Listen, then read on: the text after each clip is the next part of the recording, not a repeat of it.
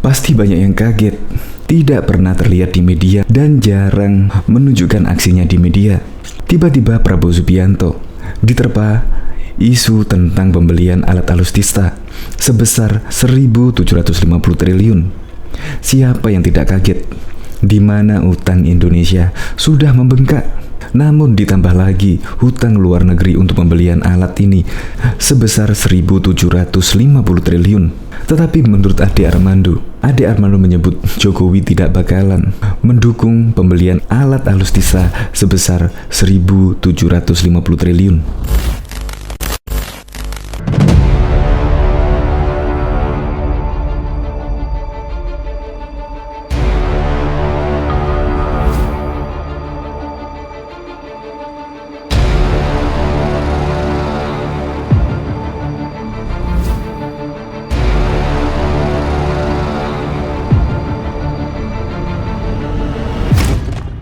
Ya, dari pemberitaan memang banyak sih penolakan terhadap pembelian alat alutsista sebesar 1.750 triliun. Itu angka yang sangat banyak sekali. Ya seharusnya kan bertahap lah. Masa baru jadi menteri, ya kurang lebih 1 tahun, sudah berani menambah hutang luar negeri sebesar 1.750 triliun. Apalagi sekarang lagi pandemi. Ya seharusnya diutamakan membeli vaksin atau apalah untuk kesejahteraan masyarakat. Bukannya malah menambah alutsista dan uangnya juga dari hutang. Tetapi saya percaya terhadap Jokowi. Lah, kalau Jokowi kan selalu mementingkan rakyatnya. Semoga saja juga mendengarkan keluh kesah rakyatnya dan tidak akan mendukung pembelian alutsista sebesar 1.750 triliun. Untuk lebih lengkapnya simak berita berikut ini, Good News Indonesia. Belum menyaksikan video ini, pastikan bosku jangan lupa subscribe. Karena subscribe itu gratis plus bonus tonton video terbaru setiap harinya. Jangan lupa ya. Jreng, Jokowi tidak setuju langkah Prabowo beli alutsista 1.750 triliun. Koalisi Masyarakat Sipil untuk Reformasi Sektor Keamanan mendesak Presiden Joko Widodo memerintahkan Menteri Pertahanan Menhan Prabowo Subianto menghentikan rencana penganggaran dalam pengadaan alat peralatan pertahanan dan keamanan senilai 1.750 triliun. Mendesak Presiden untuk memerintahkan Menteri Pertahanan agar tidak melanjutkan agenda penganggaran sebesar 1.700 triliun untuk sektor pertahanan yang dirancang oleh Kementerian Pertahanan yang berasal dari hutang luar negeri. Ujar Ketua Badan Pengurus Sentra Initiatif Al-Araf mewakili koalisi dalam keterangan tertulis Jumat 4 Juni 2021. Menurutnya, penganggaran sebesar itu untuk sektor pertahanan saat ini merupakan bentuk nyata dari ketidakpedulian pemerintah atas nasib masyarakat yang sedang mengalami dampak serius akibat pandemi. Terlebih, anggaran yang bersumber dari pinjaman luar negeri akan membuat hutang Indonesia semakin membesar. Padahal, kondisi utang luar negeri Indonesia saat ini sudah sangat memprihatinkan. Tercatat, per Maret 2021 hutang luar negeri Indonesia sudah tembus angka 6.445 triliun. Jika ditambah dengan hutang baru sebesar 1.700 triliun, maka hal ini akan semakin membebani masyarakat.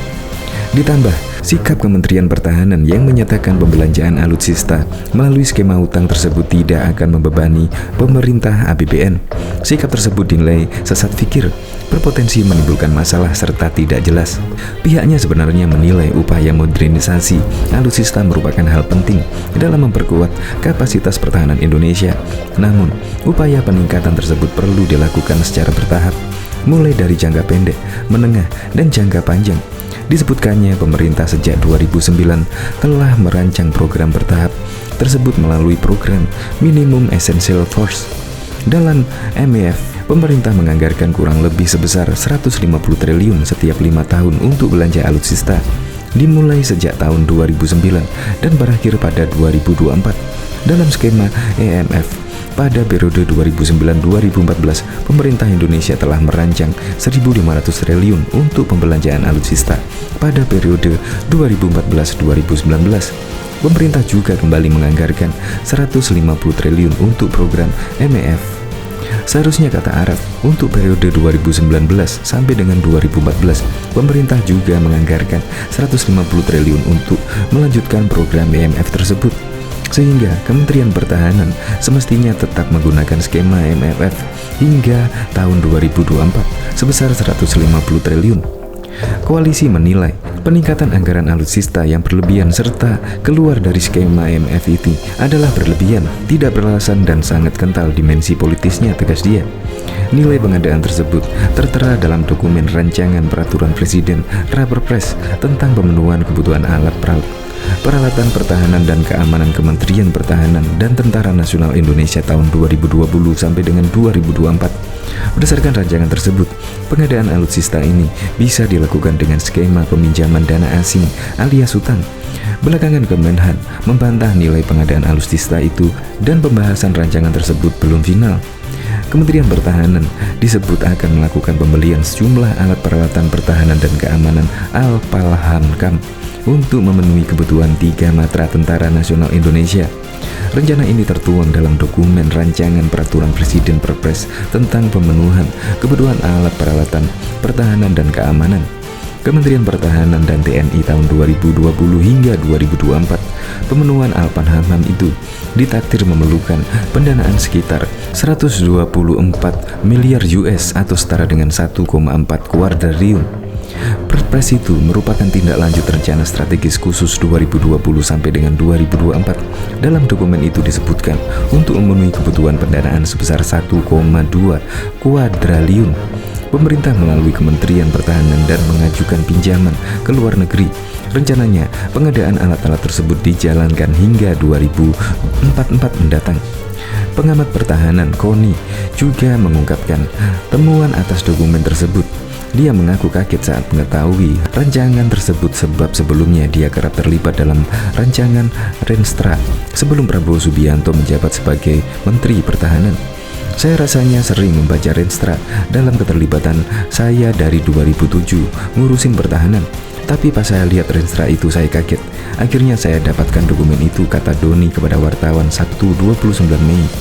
Tak berbeda dengan dokumen yang diterima CNN Indonesia, Koni juga membenarkan bahwa temuan yang didapat terkait pengadaan Al-Palhankam itu akan berjalan untuk anggaran 2020-2024.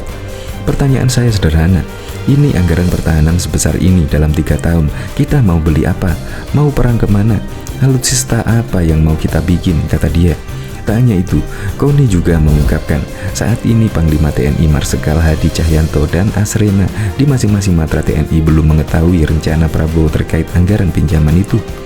Hal ini, kata dia, bisa dibuktikan dengan pernyataan Hadi di Komisi 1 DPR RI saat rapat kerja berlangsung. Hadi yang ditanya terkait dana bengkak itu mengetahuinya, namun tidak tahu peruntukan yang dirancang Prabowo.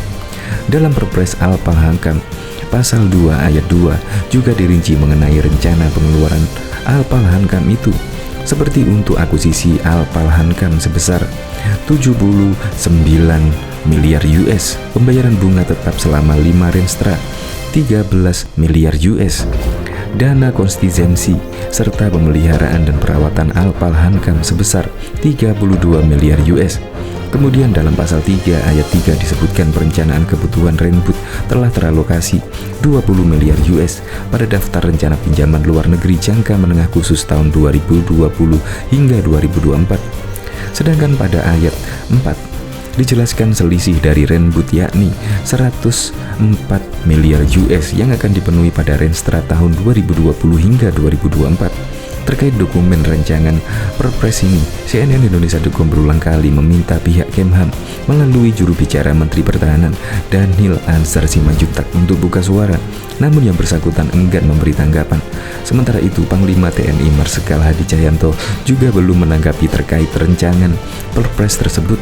CNN Indonesia.com juga telah mencoba menghubungi Menteri Sekretaris Negara Pratikno dan Sekretaris Kemenseknek Tomo Setia Utama, namun belum mendapatkan respon. Begitupun Kepala Kantor Staf Kepresidenan Muldoko dan juru bicara Presiden Fahrul Rahman tak menanggapi pesan WhatsApp maupun panggilan telepon CNN Indonesia terkait hal ini.